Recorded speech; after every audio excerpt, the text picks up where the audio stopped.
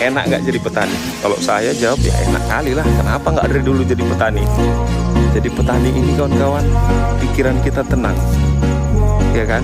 Terus yang kedua, gaya hidup pun sehat, setiap hari keluar keringat. Yang ketiga, jelas pemasukannya nanti setelah 3 tahun kan, dan 2 minggu panen.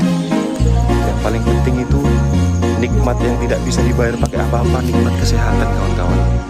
Semakin kita banyak bergerak, semakin banyak kita beraktivitas di ladang, keluar keringat, makan apa semua sehat. Insya Allah sehat kan.